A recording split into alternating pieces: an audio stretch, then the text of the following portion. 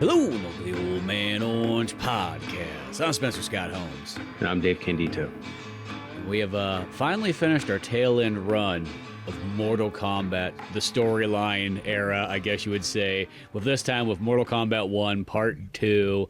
You know, not to be confused, of course, with the original Mortal Kombat that, you know, we referred to as 1, but, you know, Mortal Kombat 1 Part 2, 2023, was it Khaos Reighns Expansion. Khaos Reighns, that's right. And I thought it was actually kind of funny, too, because they had the whole summer, whatever, Game Expo thing. The thing is pretty much the new E3. That's kind of how I look at it.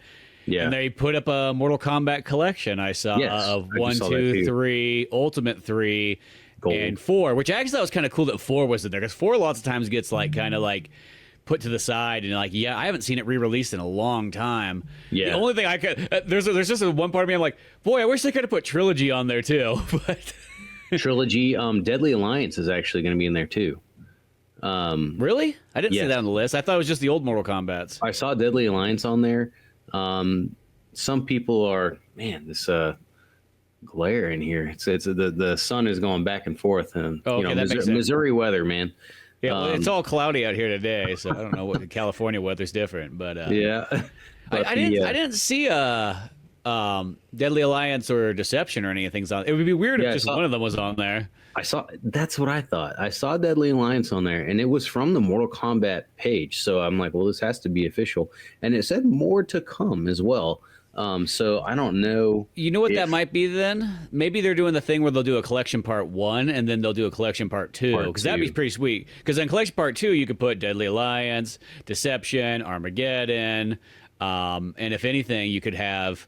You know, somewhere you could put in Sub-Zero Mythology / you know, even some of the other ones. Shaolin Monks. Let's see. Oh, yeah. See, that was the thing, too. I saw it on their Instagram page, and a lot of fans, of course, were... Nothing's ever good enough, you know what I mean? Like, oh, you have 9 out of 10 games? Well, I want more, you know? Yeah. Because that's what people want, you have to be satisfied, you know what I mean? Exactly, yeah.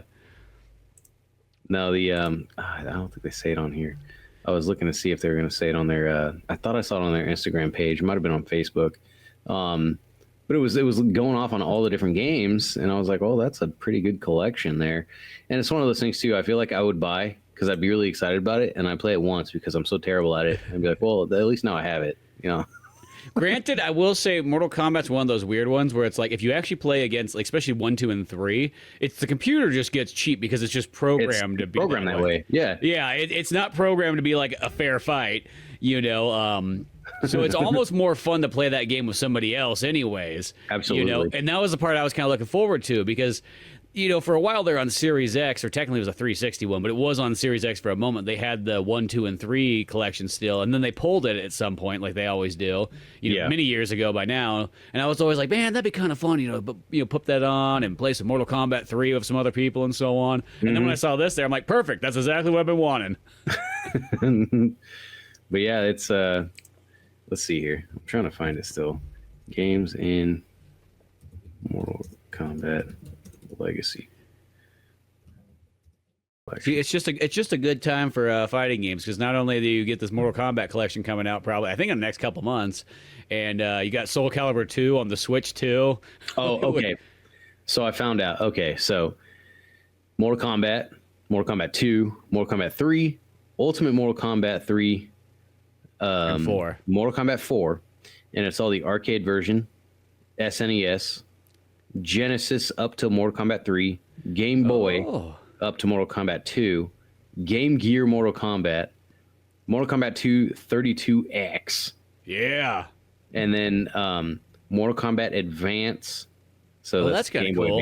Because that one's actually kind of a unique game too. That's not like a unless that's the one one of them's like a remake of 3, Ultimate 3, and then the other one, or not a remake, but you know, yes, it's the handheld version of 3. Oh, it's that one. Okay, that one's kind of a version. And then there's Mortal Kombat Deadly Alliance for Game Boy Advance. That's what it was. Oh, well, and then Mortal Kombat Tournament Edition. Yeah, I think Tournament Edition is the one that's kind of a unique one on Game Boy. That's actually cool. I didn't realize they had all those ones. I knew that they just had, I thought just the arcade ones, but I love when the collections do that where they put the other versions in there. Yeah. Because sometimes I was always saying that bothered me like on collections beforehand of certain games is that they would choose like they would assume that like, oh, the Super Nintendo version's like the one that everybody's gonna want, but like sometimes it's like, well, I'm kind of partial to the Sega Genesis version, Yeah. Like the Zombies Ate My Neighbors one, it kind of bummed me out that the Genesis version wasn't on there. Don't get me wrong, they're not that radically different, but it's just enough that like just small aesthetics, just a little bit of the look of the graphics, of course the music's different in each one, or not different, but different sounding. Yeah. Yeah, I will say I would really like a remastered.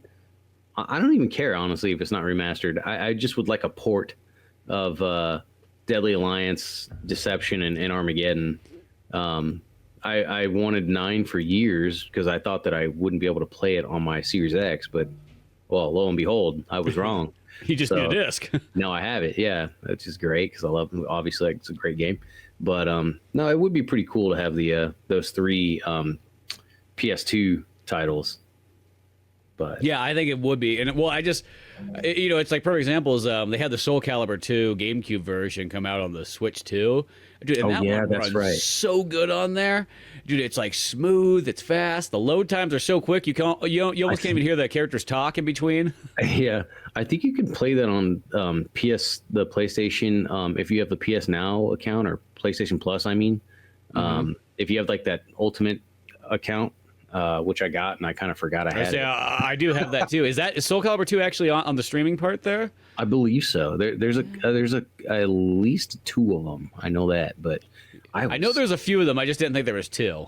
That's this is off topic, but I was when I got that PlayStation Plus subscription. I got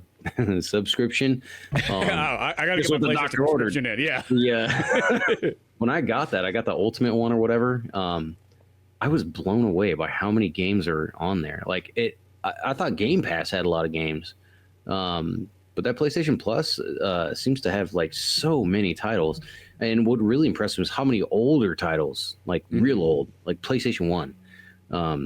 I started playing Oddworld. I'm like, oh, dude, this is great. I think Robo Pit might be on there, which is a stupid game. It's terrible, but it was one of the first games I had on PlayStation. One of the first games I had ever. And I thought it was so cool, but you look back at it and you're like, this is like a really shitty version of Minecraft, which is already not. I don't know how Minecraft got so big. Like unpopular opinion there. It just blows my mind. And I've talked to people too who like love that game and play right now, and they're like, "Oh, it's come a long way." And I watch them play. I'm like, has it? Okay. No. But hey, whatever. To each their own. Anyway, Mortal Kombat here. yeah, exactly. Yeah, no. Especially, I'll say is, you combine that Game Pass with the PlayStation 1, and then it's almost at that point where a lot of times it's like I almost have to stop myself from buying games because I don't know how many times I'll buy a game and then like 3 months later the game's forget you have it. Yeah, well, and then the game appears on either Game Pass or PlayStation Plus, and you're like, "Well, cool. I'm glad I thought I got a hell of a deal on it for on sale for $30, but I should have just waited a little bit longer." They gave me 45 cents off. Yeah. I only paid $65.97 or whatever, but yeah. Yeah, one of those things there, but yeah, Mortal Kombat Khaos Reighns. It's the newest storyline you can go out there and get. As fresh as it can be, and Mortal Kombat in this, and it's kind of a cool little like sub story, though it's definitely comparatively to everything else in these storylines we've played through since 9. This one's kind of it's simple. It's kind of to the point. It's got the cool notion that Havoc, speaking of PlayStation 2 era characters, that there was a Titan version of him, and now he's coming out to create some havoc. He's gonna mess up the timelines and try to take him over for himself. So he's the only Titan left, but Liu Kang's here to stop him. Said there's that or try, and enlist the help of enemies and friends and all kinds of things, and cyborgs that are no longer cyborgs, and Sub-Zeros that are no longer dead, but all the craziness that was in Mortal Kombat 1 carryover, and let's see, how do we begin here? The wedding of the kind of new, kind of recycled Scorpion, the no longer Hanzo Hasashi Scorpion, is getting married to Harumi, who I think Harumi was his actual wife in the previous story. Yeah, so now Sub-Zero's brother has just like weaved his way in there. At some point, Scorpion. I feel like we're gonna find Hanzo, and he's gonna be like, dude, what happened? What happened in my life? Liu Kang, you ruined everything. It'll be a Titan Scorpion. That'd be something. Yeah. In which I figured Titan Scorpion probably won't mess with anybody. He'd probably just rewrite history to where his life never got ruined. I don't know. That kind of makes sense to me. Yeah, no. So Scorpion, new Scorpion is getting married, and Sub-Zero, Bihan, doesn't like that, so he comes to crash the wedding and kill the new Shirai Ryu and just be a boss, I guess. And him along with well, he was just probably pissed that his brother didn't invite him to the wedding. That's really what it was. Absolutely, yeah. His betrayal, it's just terrible betrayal. So the wedding is at, I guess it's at the Fire Gardens. I was wondering if it was at the Fire Gardens or at the Shaolin Temple. Shaolin Temple. Yeah, I was kind of wondering that too. Because of course you got all the, you got Kung Lao there, you got Johnny Cage, you got all your like heroes of Mortal Kombat 1. Of course, Raiden's doing the ceremony because you expect that. Of course, Liu Kang, I think, goes somewhere because I think that there's that line in there that's like, yeah, Liu Kang was supposed to do this, and then he just beat feet out of here. Said he had some god duties. He pulled an old Raiden. Sorry, I wish I could help, but I have to go consult with the elder gods or something. That's one thing I was wondering. I don't know if you remember, because I don't, if there's even elder gods in this game. And I didn't think so. No mention at all. So he's got no excuse. Yeah, he can't just look at his pocket watch and then speak some nonsense about the elder gods and disappear. No, Sub-Zero crashes the wedding. It doesn't specify where it's at. I think it was either at the Fire Gardens or the Shaolin Temple, whatever. It doesn't matter. It was somewhere nice. And of course Johnny Cage is there, Kenshi's there, Kung Lao, and everybody that you remember being the hero in the game, which funny enough was almost everybody in the game at one point. They're there and enjoying the wedding and whatnot. Well, Sub-Zero crashes it with Sector and Cyrax, two fan favorites, of course, that we missed as playable characters for like almost 4 games now. 9 is the last time that we had them as playable characters. Well, they show back up, and I would say playing, it's as fun as ever. Yep. I think I might prefer Sector a little bit, but yeah, they're no longer cyborgs. They're basically Spartans, but not from Halo. And I mean, that's kind of what they are. They're just wearing suits. They're like an Iron Man Spartan kind of deal. They're just decked out in armor and no longer cyborgs. And no longer male, which they're also women. Yeah, which I remember, like, when I first played it, I was like, oh, that's actually kind of a unique thing. I'm like, boy, I know there's gonna be some people that are totally pissed about this, though. That was the first thing I just thought, like, boy, Warner Brothers, you're just asking for some like hate speech to come towards you here. It is. People just don't like when you generally mess with like whatever the character's original like origin was. Yeah, it's and there's a lot of that in this expansion as much as the rest of Mortal Kombat 1. And it's one of those things where it is, I think it is silly to be really upset about that. On the other side of the fence, I can see where a person might wonder why. Where you leave 90% of everyone the gender they were, except for Cyrax and Sector. Kind of strange, but whatever. I don't care. It doesn't bother me none. I like those characters, but they're not like my all-time favorite characters. If they made Sonya a man, I think that would be where it'd kind of bother me. Kind of odd. Yeah, but I think it wouldn't surprise me if the reason why they ultimately did that is because half the time they're wearing a mask. Yeah, I think so. Well, I'll say, and the other thing that's kind of interesting too is because in Mortal Kombat 1, they made all the hero characters all men, pretty much all the core main ones. So it felt like I think they did. I think we're like, oh shit, we didn't have a Sonya Blade in a sense to be in there. Yeah, it's just the dude party, you know. Ashra. Yeah, well, later on, but like not in that initial. She's not a core hero. Yeah, she's not a core member. Yeah. She's not the core whatever 4 and Liu Kang.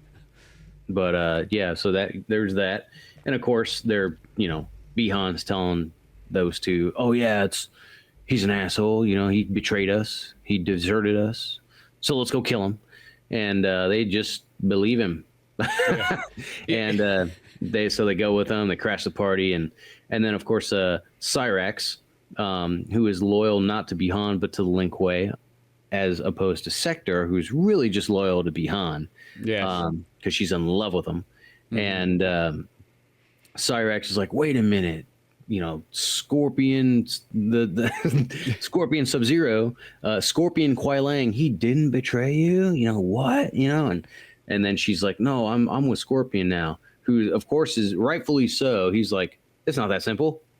You came here to kill everyone. You think I'm just gonna be like, oh yeah, no, thanks for believing me now. And that carries on through like half the story of the expansion, and finally he like forgives her and shit. But, the credits. Yeah. And then what is it? So the Lin Kuei, Bihan, Sector, and the rest of them, they fail at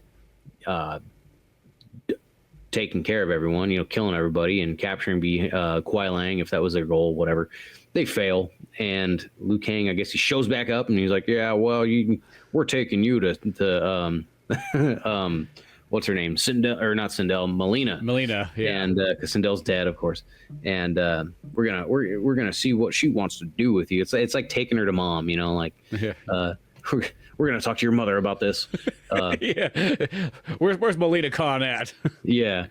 And then of course Bihan gets captured by what's his name? Havoc. Mm-hmm. And that was interesting. This expansion, I will say, had me questioning every step because it's not only is one like a new story for the most part, but it keeps going with different twists and turns that you're like, what are they going to do? And I guess that starts with the whole Sector and Cyrax being female. You catch them in their training environment, and you're like, oh, what? And what's kind of funny is I like how the whole cameo thing, they have the original Sector and Cyrax. It strikes me as just more of the whole multiverse thing, but yeah, I guess for all I bet they had the idea too, like, oh, people are gonna bitch about these female cyborgs, so we better throw the originals in here even for a cameo, But I don't know. Yeah, just those small things like that, So yeah, they are in there, and so as cameos.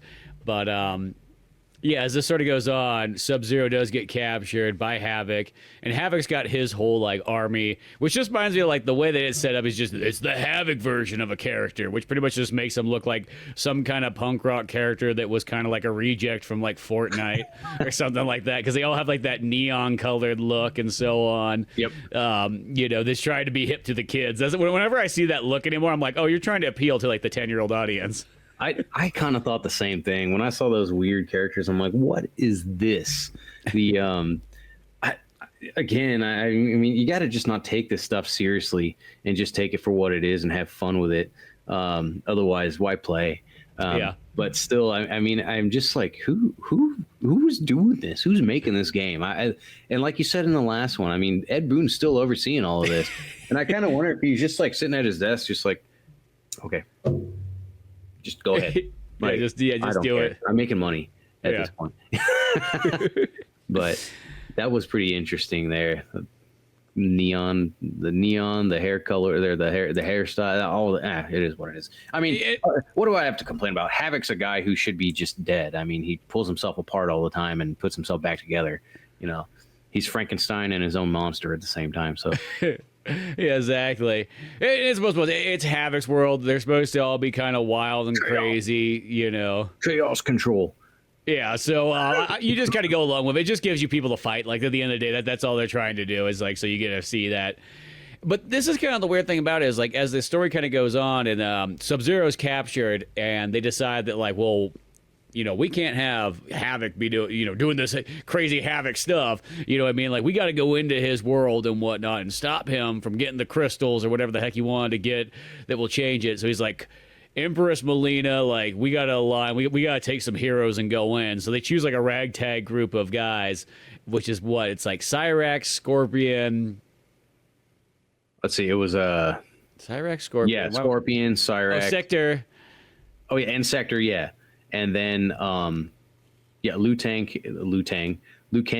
Sub-Zero, Sector to be judged by Melina, blah, blah, blah. Oh, yeah, and then he, Sector, Cyrax, Scorpion. See, and that I gotta say, that's the biggest problem I have with this game in general, is the fact that they made young Sub-Zero Scorpion, so I'm constantly, Scorpion, no, I mean Sub-Zero. Yeah, it's so confusing, yeah, because it's just the way it is. Like, why did you it's just a bizarre change just to have. But whatever. So, you got, in a sense that they're going to look for Sub-Zero. They'll meet more people along the way because the whole Havoc universe Scorpion, Cyrax, and Sector to Chaos Realm. Yeah. To rescue Garrus because he was also captured. Oh, that's right. Yeah. So you have Garrus there, but weren't they also? But they're also going for Sub-Zero as well too, because that's the whole reason Sector's kind of. Well, it's like mission. It's like that's mission B. Yes. So that's all Sector's really worried about.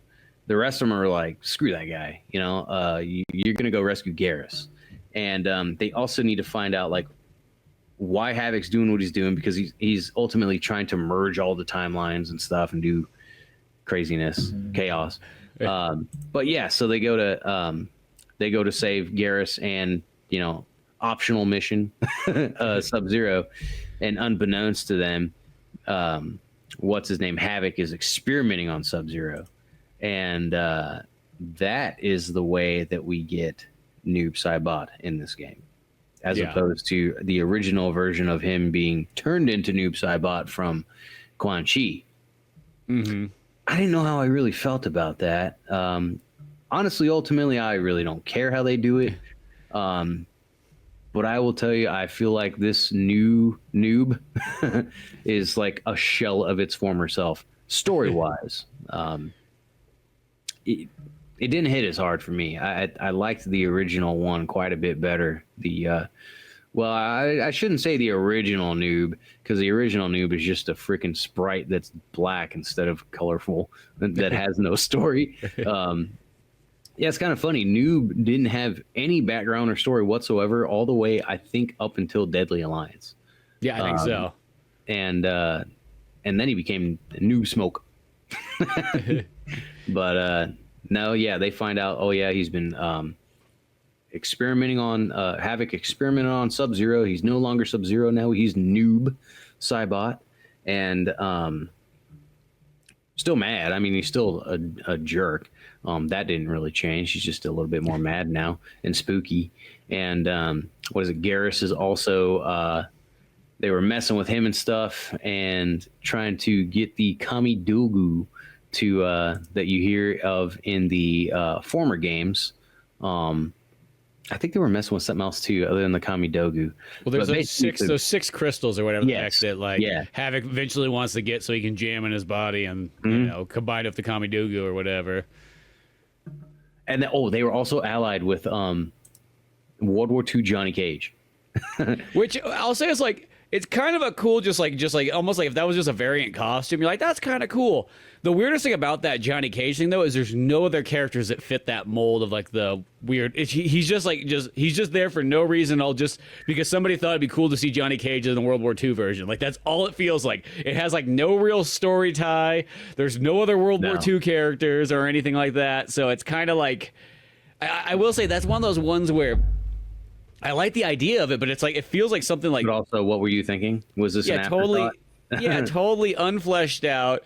It doesn't make it realistically doesn't make any sense, because why would Johnny Cage be in World War II? Like, that's, I think 40 years before the original Johnny Cage anyways, or so. Yeah.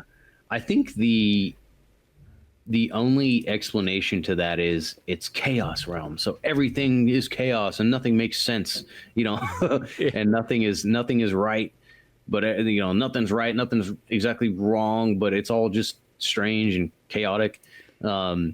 But yeah, so they run into him. this is kind of a funny scene. And I want to say this real quick. You know what would actually be kind of an interesting thing is what if Havoc's world was all World War II themed? So all his characters were all like that style. That would be kind of an interesting one. Like that would be interesting, but I think it wouldn't. It defeats the purpose of being chaotic because there's actually an order to that. I guess that's true. Well, what if it was one of those weird ones where it was like almost like if World War II never ended and it just the war kept cycling over and over and over again. So you had a mixed match of like, you could literally have like Allies, Germans, Soviets, all this stuff that like just have this humongous like feuding continuous war of chaos. Have a bunch of Japanese soldiers that are pretending to be like French, like in the Cannibal the Musical, the Japanese Indians. Oh, yeah, exactly. We are Indians. Do you see our teepees? that was my favorite part of that whole movie. God. Anyway. But yeah, so they're I don't even remember what Johnny Cage said he was doing or what his purpose was in that place, but he ends up just joining along with the crew, Sector, Cyrax, and Scorpion, and then they run into Rain.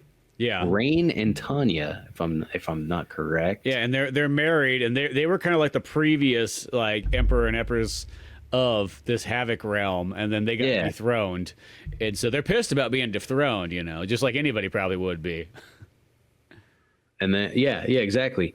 And they they're in the like this like arena or whatever, but then they run back through some tunnel and in an effort to escape, but then they find like Havoc. I guess this kind of reminded me of Running Man.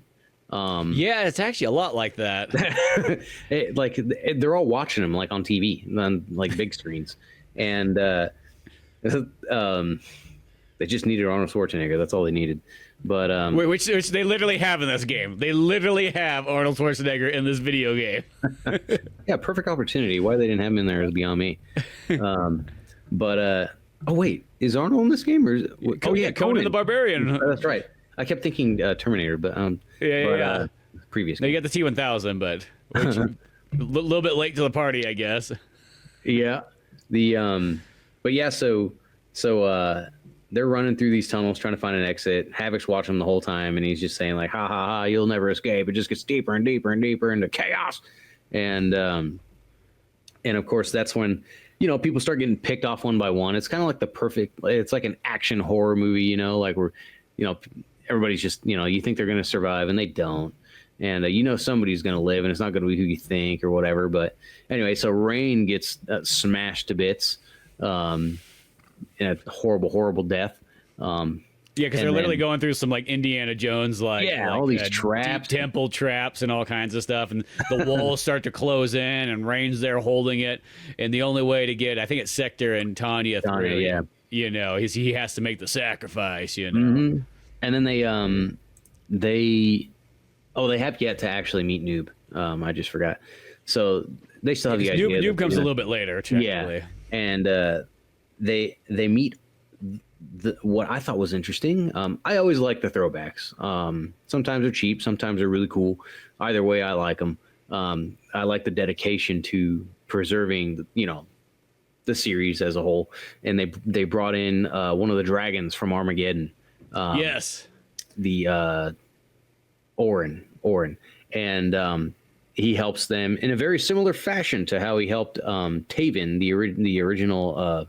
Or not hero. Original, but the hero from Armageddon. He teleports him out of there. Kind of felt bad for the dragon. Just this chained up, abused old dragon. Yeah. But he teleports him out of there because he's like, you're gonna kill that guy, right? And then I'm with you. Teleports him to where they can. What's the weird thing though is Tanya says like, I'll come back for you. We never see that scene when she comes, but she's like, screw that, I'm out of here. Yeah, exactly, right? Yeah, no, that bitch. I'll be back. Sure. Empress honor. That dragon's like, no, you won't. It's whatever. Just go. And then, right after that, they're heading up towards wherever Havoc was, and then that's when Noob meets him. And Sector's like, "Oh, Bihan, come on, babe," and it's like, "I ain't no Bihan no more. I'm a noob. I'm a noob. No more Bihan in you." Yeah. And so that's when they meet him, and instead of killing him or making an attempt, they just subdue him. Rescue Garrus, I think. They do rescue Garrus, right? They rescue Garrus, yeah. It kind of happens at the same time. Oh, that's right. Because you turn to the chapter where you get to play as Noob, so it's like kind of interesting. Right. Yeah, so Noob goes and just starts killing people, and Liu Kang's like, whoa. We could have questioned that guy. What's going on here? Come on, like, he's kind of doing his job here. Like, why are you stopping him? Like, you're starting to get real Raiden-like. Well, I think Noob was getting real pissed because somebody made a Havoc version of Sub-Zero, and he didn't like that. That's right. He was like, no. But yeah, I'm kind of spacing. That's right. So Liu Kang, he goes to. Oh wait, no, I think that's near the end. He goes to heal. He tries to heal Noob, but I think that happened later. Like reverse the effect and make him Sub-Zero again. That's sort of towards the end, if I'm not mistaken. Yeah. So because after they defeat because I want to say Noob is like the second to the last person you play as in the storyline. Yeah, maybe he's the last person you play as. Actually, no, I think they defeat him, subdue him. They don't kill him, and rescue Garrus, and they escape. And then they bring him back to Liu Kang. Liu Kang tries to cure him, but he can't. But he frees him from Havoc, like he's no longer under his control. And then that's when you get to play as him, and then of course Havoc takes back the Kami Dogus, and then they fight him again. Liu Kang and Noob actually defeat him, and then that's when Noob tries to kill him, but then Liu Kang is like, no, it's one of those things. I'm like, why would you stop him? Like, just let him kill him. Yeah. It's like, you want to make the Shang Tsung mistake again? Yeah, exactly. But then, what is it? Yeah, so he stops that. He doesn't kill him, but then him and Garrus protect everybody. Liu Kang lets Sector leave. She forgives her. It's okay that you tried to kill all of us, but just don't do it again. It's a real Californian approach to punishment. Yeah, they just let everybody go. Cyrax, I hate to say, sometimes Cyrax just seems like an idiot in this game. Like, it just says some of the dumbest stuff where it's like, I mean, probably he's just really out of the loop on everything, let's be honest. But, like, I'm surprised he's gotten this far in life, to tell you the truth. Oh, yeah. It's like, you're a warrior? Like,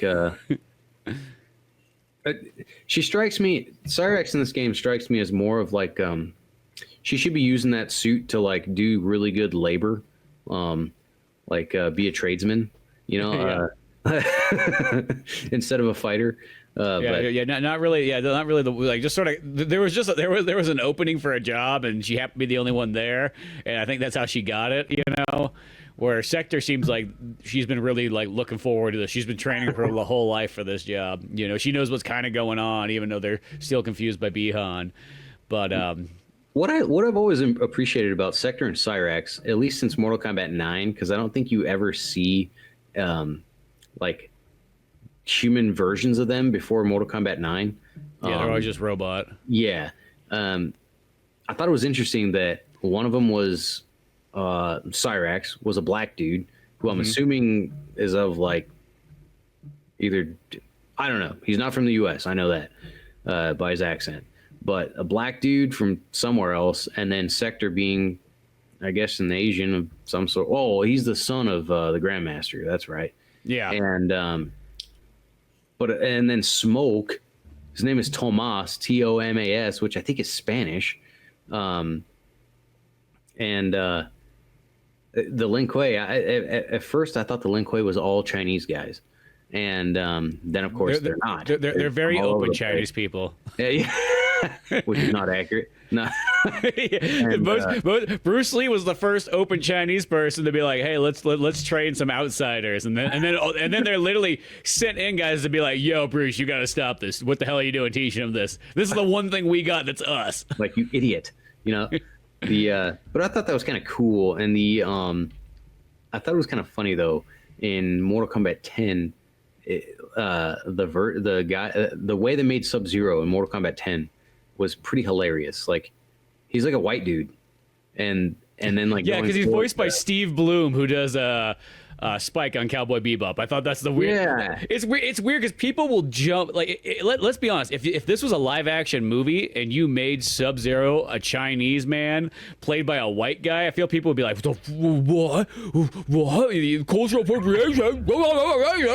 You know? But for some reason, in voice acting, you can kind of get by, and nobody seems to, for some reason, notice. Well, I mean, voice aside, when you look at his character design in 10 versus the character design in 11, it is so drastic. That is true. It's hilarious. Like, he looks like a white dude in 10, and in 11 he looks like distinctively Asian. And 10, they probably made him look like that in 10 because they knew that they had a white dude voicing him. So they're like, you know what? If we just make him look kind of white, no one's gonna really notice. Didn't think about that. And the same can't be said for Hanzo, because he didn't have a normal human version in 9. So in 10, he's pretty Asian, and then in 11, he's even more Asian, I guess.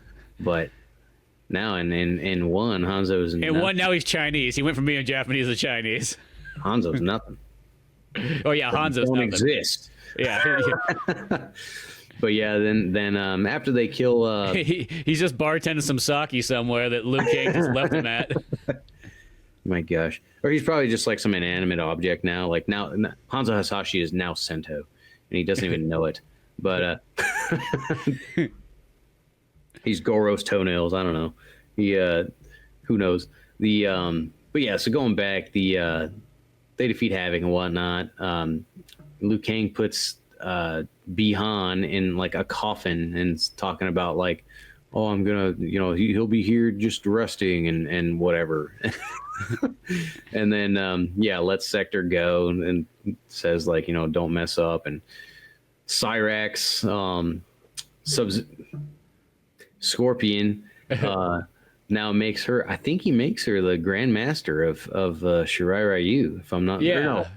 Is it the Shirai Ryu or the? Yeah, because Sector's thing is like, okay, here's the thing: you run the Lin Kuei, but if you fuck up one more time, we're coming after you. You know what? Liu Kang's giving you just give you a slap on the wrist right now, but he is still God of this world. Man, so then Scorpion does make Cyrax the Grandmaster of the Shirai Ryu, which is so bizarre to me. This is the only thing I kind of wonder that, like, it is, by the way that this is going, this just sounds like if you really want to just piss people off and just do it like this, is you make her pretty much Hanzo. Oh man. In Mortal Kombat, whatever comes next. Holy moly. Yeah, I didn't even think about that. Because I thought about that when it was ending. I was like, oh, if she's kind of in charge, and we know that this Scorpion right here is not really like Scorpion, and since we don't have a Sub-Zero anymore, he'll probably go back to being Sub-Zero next, if I had to guess, which leaves this Cyrax, you know what I mean? Like, that's going to be a dangerous one. We don't know what her name is. No. It's just Cyrax and Sector. That'd be funny if they made her like you said, the female Hanzo, like Hanza. Yeah. That would be once again, I'd be like, why just why? Yeah, I just feel like you're just creating conflict and weirdness just to bother people in a sense, and just to pretty much make the story that's been going on since 1992 seem kind of obsolete. Man, what was the gosh, there was another part to that I don't know. I had a thought and it went away, unfortunately. But, oh well.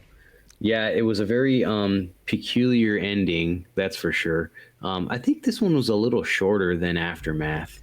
Oh, this one totally was, because I remember when I went back to look at where I left off at in this game, I was like, felt like I barely put like an hour and a half the first time I kind of tried it. I was like, I'll just restart from the beginning. I only had one chapter left, and I was like, oh, this one, because I think this really probably only took me maybe over 2 hours, just barely, 2 hours and 20 minutes. Comparatively to the other one was almost like 4 hours, maybe not that long, but it was closer to the 4 hours, I would say, for Mortal Kombat 11. Granted, I will say the campaign in Mortal Kombat 1, just the first part, is actually longer, I think, than 11. So it kind of, if you equaled both of them out together, 11 part 1 and part 2, and 1 part 1 part 2, they're probably about the same, if like that, But by each chapters by themselves, this one's definitely the shortest of them all. Not saying that it's not fun. Not saying that there's not a cool little kind of Running Man like story going through Havoc and everything like that. Even the character choices, I think it's kind of cool. You play as Tanya, you play as Rain, who I don't think you've ever played as any of those two characters in any of the storylines, to tell you the truth. No, that's the first time in all of the I think all the Mortal Kombat games ever, but in the NetherRealm series for sure, you don't ever play as Tanya, you don't ever play as Rain. Yeah. And then and in Sector and Cyrax, you never play as no. You don't play as Noob at all. You play as Sector and Cyrax and 9. You only play as Cyrax in 9. You don't play as Sector. That's right. Yeah. So you just play as Cyrax. And then you only play against Sector and Cyrax in 11. That's what I was thinking. So I was thinking about Cyrax in 11. It would be one heck of a thing to make her Hansa Hasashi. It's let alone making her Grandmaster as Shiryu. But I was just thinking about the parallel between Cyrax there and the Cyrax in 11, where Scorpion and Sub-Zero decommission Cyrax, and he tells Sub-Zero, like, after he makes him not a slave, and he's like, please don't let me live. Like, I can't live like this. And Sub-Zero's like, don't worry, like, you are still Lin Kuei, and you're honorable and blah, blah, blah. I'm going to make sure you come back, and you have these little things all along the way. And then little do you know that none of that's ever going to happen. And like that sacrifice that he made, killing him, to shut down all the other cyborgs, didn't make a difference because Kano just makes them all work again anyway. I don't know. The contrast between the Cyraxes, I think, is kind of interesting. Yeah, there's a lot of those like story flows that just like literally stop. Like one great storyline just gets ended by another one going in whatever direction it decides to go. But so this all in all, this story, Mortal Kombat 1, I paid for the base game and the expansion, and the expansion characters. I of course had to wait for Conan and T-1000. I haven't even played as those characters yet. Oh, you're missing out. They both play really good. I'm gonna have to check that out. But the all in all, I paid for all of it $26. Once again, that's a classic Warner Bros. Thing. It's like, if you want this game day one, $100 is what you're paying, and like literally like a year and a half later, the game is like a fourth the price for the entire thing. It's just ridiculous sometimes. After I Mortal Kombat 10, it was the one I think I said before. I bought it as Mortal Kombat 10, and then I saw that there was a bunch of DLC, so I bought all that, and I ended up paying like $110 or something at the end of the day. And then like 2 weeks later, XL comes out. And I'm like, and it was like $40. Yeah. I'm like, you have to be kidding me. And then, so I'm like, well, I'm not doing that again. And then I kind of did it again with 11. And and I'm like, well, I'm not doing it with 1. And I'm glad I didn't, because I got it all for $26. Hey, and I would say that for $26, definitely worth it. Oh yeah, hell of a game. Yeah, no, I've made that same mistake throughout time. Just Warner Brothers games in general, where I've bought them at full price, let alone with the DLC, and then next thing you know, the game's $5. I mean, the Batman Arkham ones have been like that for me. The Injustice games, I've done it a few times. Do I regret it? Well, let's be honest. The games are at least really good, but it does bother me when I flip through this PlayStation or Xbox store and I see them giving those games away for like $4.99. I'm like, are you kidding me? Like, one, it's like, dude, these games are actually really legitimate games. Like, I feel like you're undercutting them by how good these games are by selling them for so cheap. You know what I mean? Like, they're worth, like, just their worth and value is like worth a lot more of like the play experience you're gonna get. But whatever, all in all, I still enjoy it. Hell, at least I've gotten a lot of use out of these Mortal Kombat games, so I'm not. For sure. I've played through every single one of the story modes at least. Like, well, I played through 9, I think, 4 times. I've played through 10, 11, and 1, at least twice or so. So you get that and all kinds of stuff. Definitely worth playing through and so on like that. I am very curious where they're going next, and I know I was going to ask you. I'm like, where do you think they're going to go? Yeah, I don't even know where to. I don't know, but I'm gonna go with the weird idea that there's gonna be the female Hanzo from Africa is gonna be the Shiraryu do Scorpion. I just wanted this just get pissed. See, I'm already preparing for it, so like I'll be like. Hanzo. When I see it, I'll be like, okay, cool. I saw that kind of coming. Where like other people are gonna be super shocked. I bet you that Scorpion, as in Sub-Zero's brother, will be Sub-Zero again. I actually have a feeling that's where that's going. Since Noob Saibot is just gonna be Noob in it.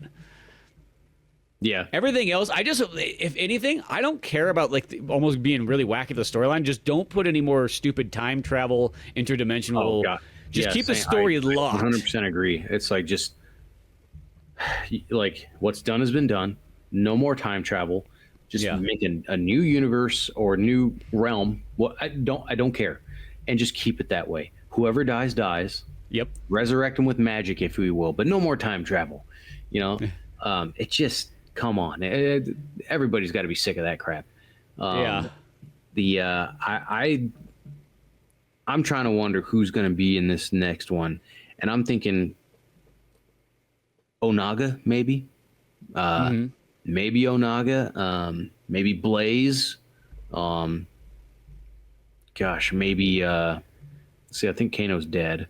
Well, I do think that no, because I think that I'm pretty sure that the next Mortal Kombat, as in Mortal Kombat 1 Part 2, whatever the heck, could be some Black Dragon stuff. Well, I think the next storyline actually is going to be a Black Dragon / Special Forces, because they didn't use any of those characters in Mortal Kombat 1. So I feel like they're going to be the main characters of there. Of course, you'll still have your Johnny Cage and so on like that. Yeah. But I'm assuming that's actually the direction they'll go. As I said, I don't care what story they go of. Just keep it like a landlocked story that like you can't just do time travels, you can't do resets, and you can't pull other characters from other dimensions. I know.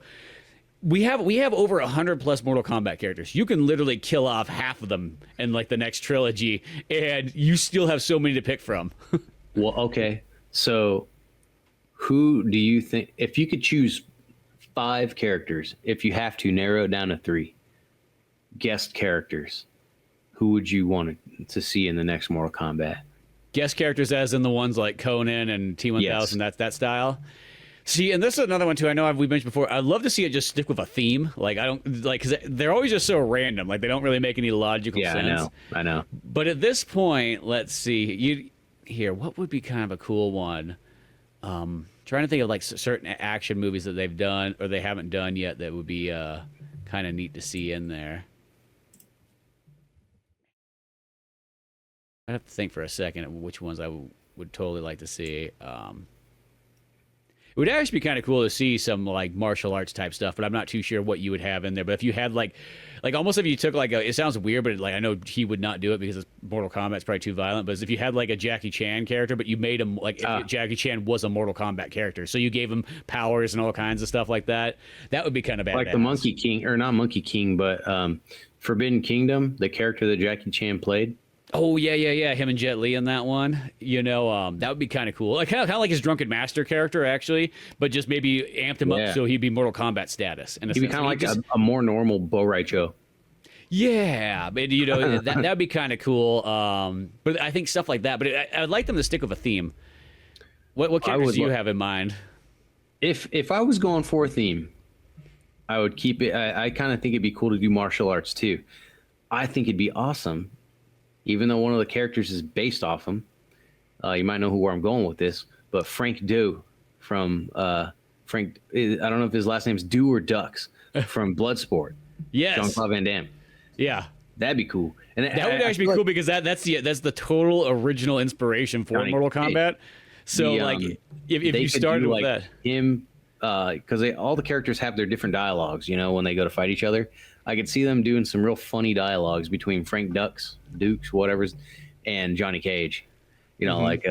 Saying something like, there's something familiar about you. But I feel like that'd be kind of funny. So Frank Dux. I don't know if you ever watched Ong Bak. Yes, that's a great Tony Jaa. Yes, Tony Jaa in that movie. Well, see, and that could fit with like that idea that I had this like the martial arts movie theme. So if you had, in a sense, if you pretty much just you picked a Jackie Chan character, a Jet Li character, a Tony Jaa character, the Jean-Claude Van Damme. Yeah. Oh, and then you got to have Chuck Norris then if we're going that route. Yeah. But yeah, that'd be awesome. That'd be super cool. If it was not going to be themed, and also because they always throw like some kind of either sci-fi or fantasy horror or something like that. I'm not gonna lie, and I know this would never happen. I guess never say never, but I highly doubt it would ever happen. But I think it'd be really cool to have Master Chief in there. Yeah. Well, they had the Master Chiefess or whatever in Dead or Alive, where it was a female Master Chief. But who actually be speaking of Master Chief and kind of something similar is I think this would be kind of a cool one for a sci-fi character if you want to have those is a Judge Dredd. Doom guy. Oh, Judge Dredd, that'd be awesome. Yeah, Doom guy would work too, but Judge Dredd I feel would fit because I feel like once again he would have fit in that last batch of characters. Yeah, absolutely. When they had RoboCop and Terminator and Rambo. Yeah. Gosh, I thought I had another, but I guess it just kind of floated away. Maybe I still think something that would be kind of cool. It's like a spin-off Mortal Kombat game, but is if they did something where it was just the Mortal Kombat engine, but they literally just did the thing where it was all like in a sense, like movie type characters. But maybe like the theme you could kind of go with is like a 70s to like 90s theme. So you would have characters like Rambo, Terminator, Conan, Predator, Freddy, Leatherface, all that stuff. So it kind of felt like they were all just between horror, sci-fi, and action. That was like the block of everything. So you would use a lot of the characters that you've already had. You'd combine them all together, but then add maybe a twice as big roster. So it was just like it was like a film fest, like fighting thing. Do Robin Williams from his role in Shakes the Clown. The mime. You can fight Ninja Mime Johnny Cage. Yes, that'd be actually pretty cool. But yeah, I don't know.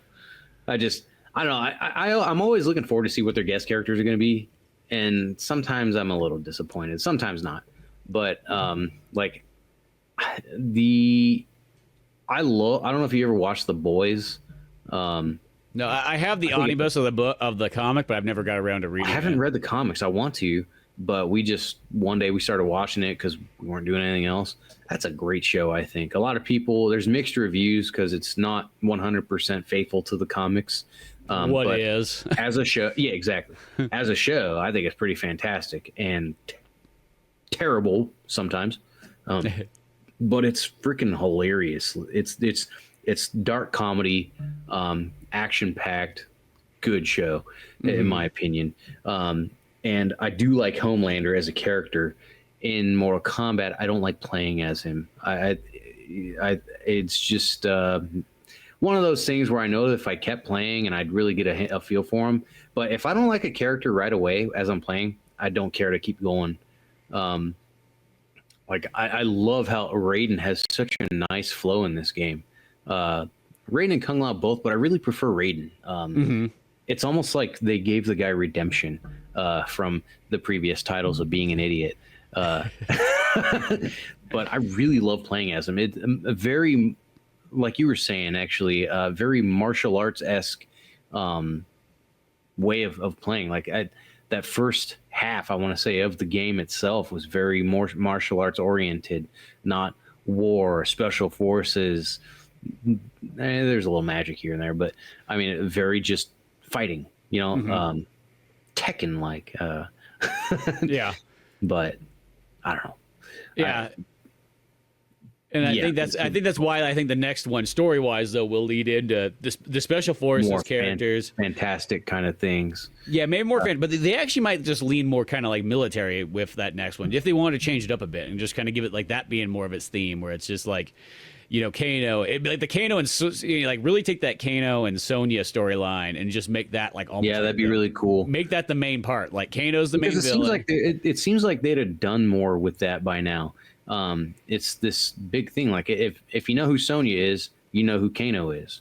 You know how much she hates Kano. You know how much of a douche he is, and that relationship between it's almost like Batman and Joker.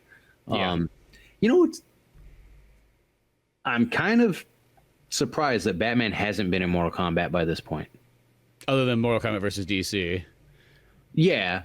But well, I think it's because it's you wouldn't want to have, because Batman wouldn't kill, so you wouldn't have any fatalities or anything like that. That's the reason why you could have Joker in there, but not really Batman. Right. I guess you're right.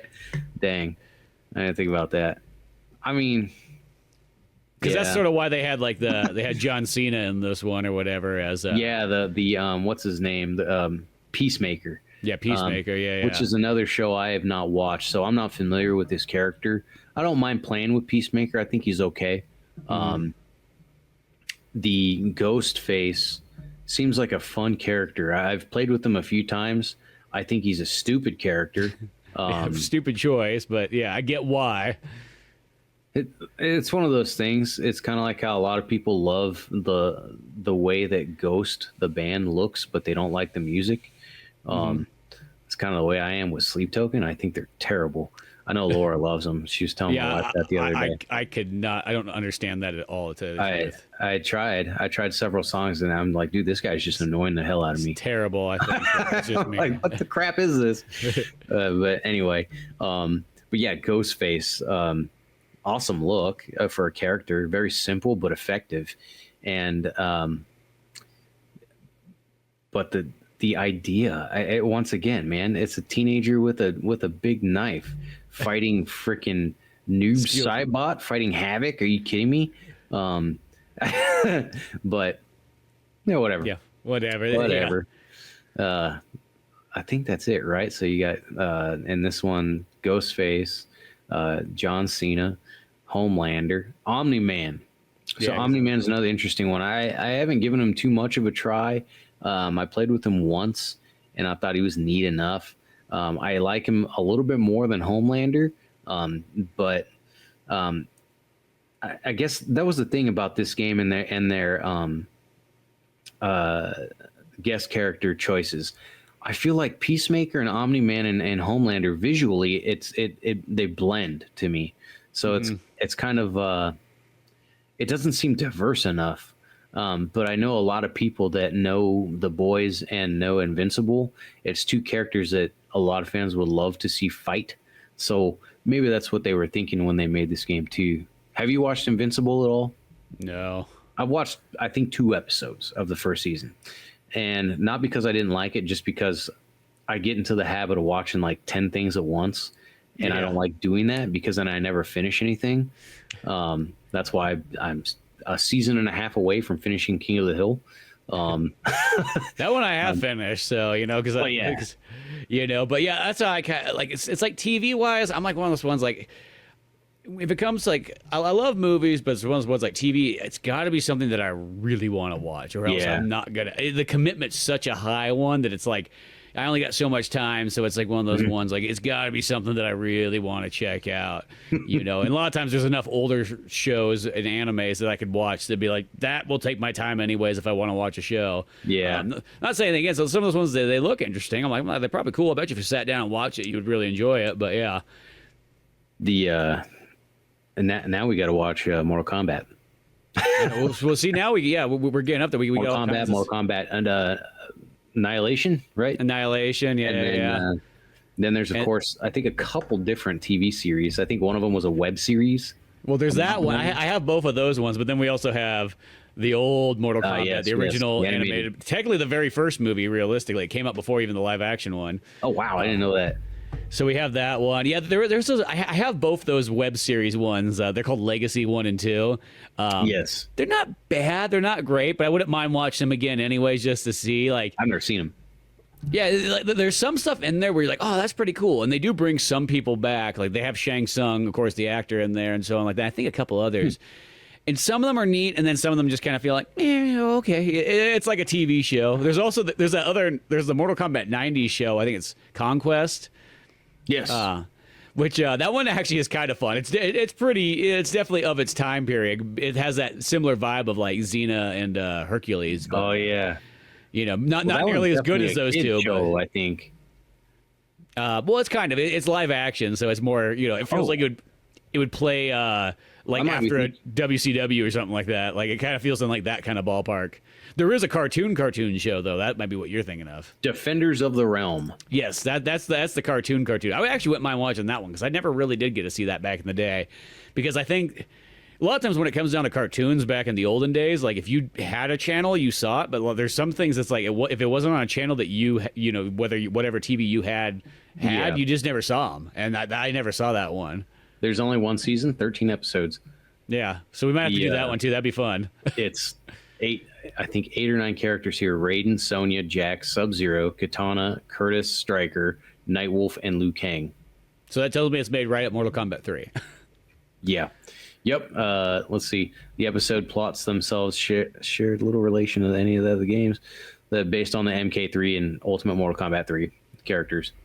So yeah, no, I'd be down for all that just to catch up on all that stuff and so on, and lead our way up to the Mortal Kombat 2025 movie and see how that all goes. One thing I forgot about, and of course at this point in time in the NetherRealm series, it doesn't make a difference whatsoever. But Jax in the NetherRealm series, of course, you see he gets his arms completely ripped off in Mortal Kombat 9. In the original Midway series, that never happened. He had his arms, those things on his arms, implanted onto himself. Interesting, yeah. And like in Annihilation, a movie that probably gets crapped on more than it needs to. Yeah, it's much better. Not defending it, but still, I'm sure a lot of people saw him rip those things off at the end, and they're like, "What the heck?" But that's actually almost kind of accurate. To the original Jax, and I had no idea. Well, that's the thing about Mortal Kombat Annihilation is it actually is a quite accurate movie. It's just it has that little bit low budget feel. That's the trade-off to it. And there's a few things that are kind of like not accurate at all, like Raiden being Shao Kahn's brother and Shinnok being their dad. I forgot about that part. Yeah, that's goofy choices and so on. Yeah, that was strange. Shao Kahn, man, that's got to be the worst. I'm actually really looking forward to watching this movie because of how insane it is, but fun. But that's got to be the worst interpretation of Shao Kahn you're ever gonna see. Like he's a whiny dude and just silly as heck. Like always doing the somersaults in the air and I don't know. It's just kind of hilarious. Oh yeah, no, I can't wait. Dad. I always think that movie's fun. I always have liked that one. I saw that in theaters. Oh, did you? Yeah, that's badass. I didn't get there in time to see the beginning. I don't remember what I was doing because, I think. Let's see. Well, you obviously didn't have a car, so it wasn't like you could get yourself there on time. 1997. So yeah. I'm gonna guess. Let's see here. November 21st, 1997. So I was actually 6 years old. And I remember, I think I was just playing outside, and my sister and her husband just drove up, and they're like, "Come on, we're gonna go see Mortal Kombat." And I got in the car and we went and saw it.